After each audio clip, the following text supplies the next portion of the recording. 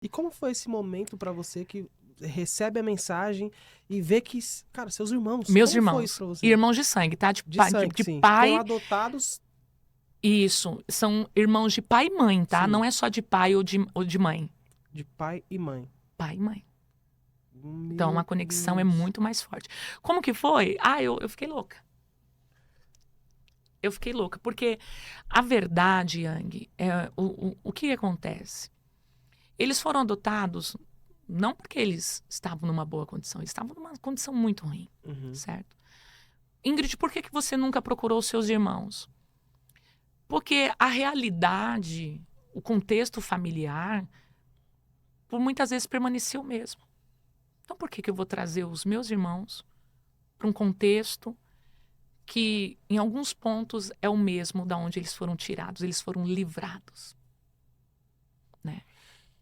Meu Deus. E aí, Ingrid, onde você entra nisso? Eu entro no propósito de restauração. Por quê, Yang? Porque com isso, a minha irmã, eu consigo evangelizar ela. Meu irmão tem mágoa do meu pai, mesmo morto, do nosso pai, porque papai judiava muito dele. Aí você entende que o Senhor me curou e hoje eu curada, Deus permite eu acessar os meus irmãos me encontrar, para que eu possa ser essa cura, levar essa cura que eu vivi. Cara, isso que você falou agora, eu achei assim de uma preciosidade tão grande, porque você respeitou a fase. Você estava ferida, você acabou de dizer, Deus me curou para que eu pudesse curar os meus irmãos. Paralela a isso, existe uma frase que eu não sei se você concorda, mas é uma frase que diz assim: Deus usa feridos para curar. Você acredita que Deus ele realmente usa uma pessoa sangrando para curar outra? Ou primeiro ele te cura, primeiro ele te trata e depois ele envia você para curar alguém? Na verdade, é meio subjetivo, né? Não é uma linha exata, porque o Espírito Santo, Yang, ele trabalha por temporadas, certo? Existem momentos que ele vai me usar eu estando sangrando, ferida, para curar alguém, ok? Porque não é sobre mim, é sobre ele em mim.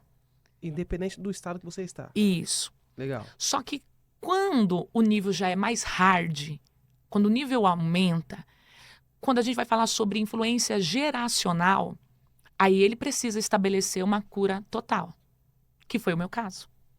Porque como que eu poderia agora falar com meu irmão Richard sobre papai, eu ainda passando pelo processo de cura sobre o meu pai? Não aceitando a paternidade espiritual de Deus. Não tem como. Por quê? Porque nós estamos falando de geracional. Tá entendendo? Então, a gente precisa olhar, você precisa olhar e entender o seguinte: que tipo de ferida que é, qual é o nível dessa ferida e qual é o nível de influência dessa ferida. Tá entendendo?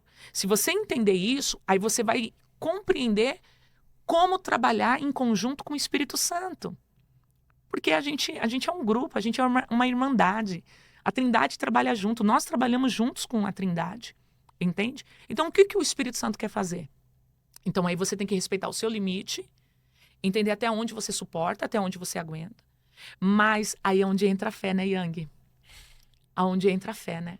Já não é por nós, é poder de Deus.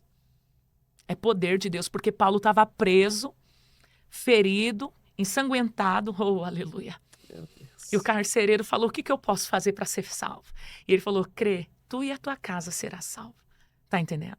Então, a gente tem que entender em qual parâmetro o Espírito Santo está nos levando. Em qual contexto? Em qual contexto. Na sua história, a gente percebe que você passou por muitas batalhas espirituais. Porque se você contar a sua história, igual você está falando aqui pra mim, pra qualquer pessoa e falar a idade que você tem, a pessoa fica perplexa. Eles Porque já é fizeram muito as nova. contas, né? Eles fizeram as Já, não, já continhas, fizeram né? as contas. Você tem um ano a mais que eu. Se alguém ouvir a sua história, a pessoa vai ficar perplexa, porque é nítido na sua história que algumas etapas, alguns estágios da fase adulta, eles chegaram pra você antes da hora, cedo demais. Muito.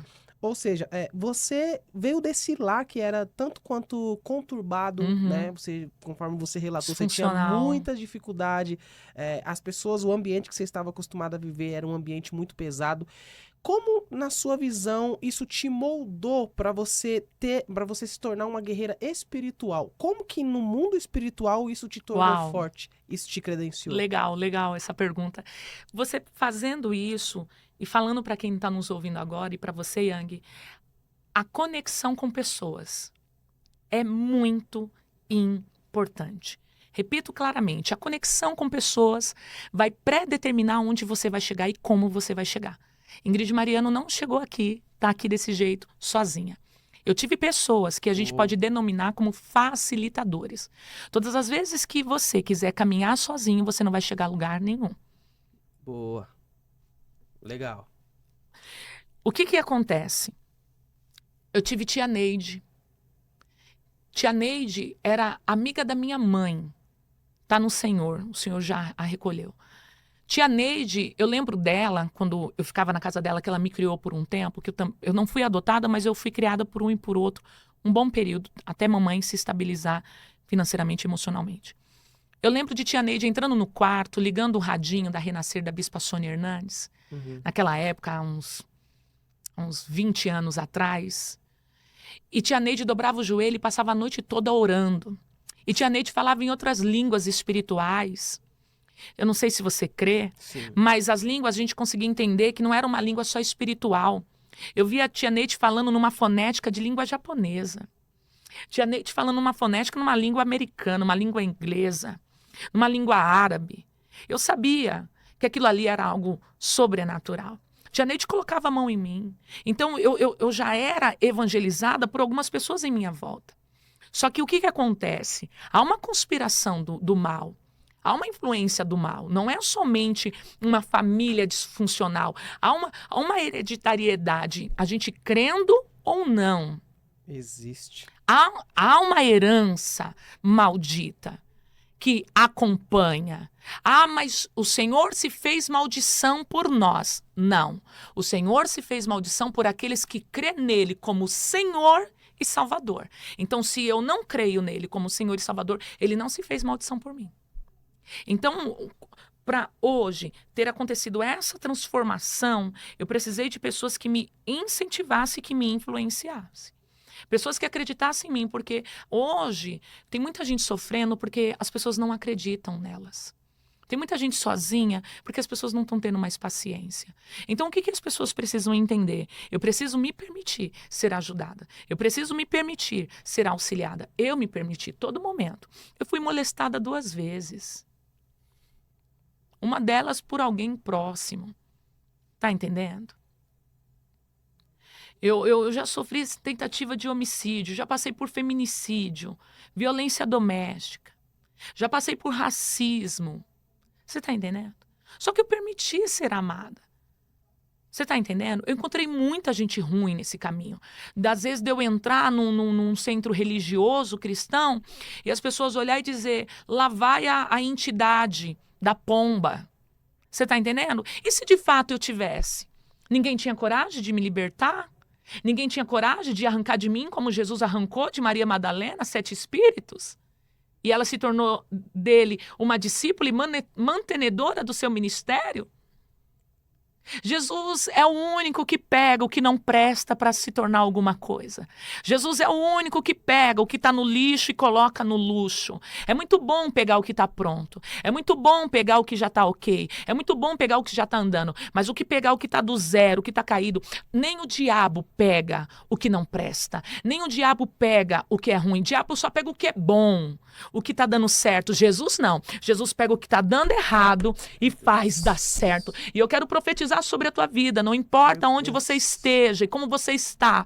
Jesus é especialista em pegar essa situação e transformar ela em testemunho. Só suporte, porque você vai ter testemunho para contar. Yang. Meu Deus do céu. Eu sinto Deus aqui, me desculpa, mas eu não consigo fingir costume. Sim. Eu sinto Deus aqui. Por quê? Porque a minha irmã, a Jéssica, que a gente se descobriu agora, ela falou que já tinham dito para ela que os antepassados dela eram gerados de profetas e sacerdotisas. Como que pode isso?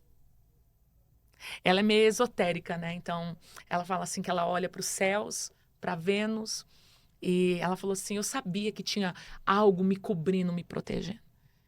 E é por isso que a gente tem que orar sempre, apresentando o nosso geracional, tanto passado quanto futuro. Porque a palavra do Senhor diz que Ele nos visita, né? Até a nossa quarta geração. Deus é Deus geracional. O Yang está construindo algo hoje, não é para ele, é para os filhos. A Ingrid não está construindo algo hoje, é para o Richard, é para os meus netos, é para os meus bisnetos. O que para mim e para você, Yang, é teto, para o nosso geracional vai ser chão.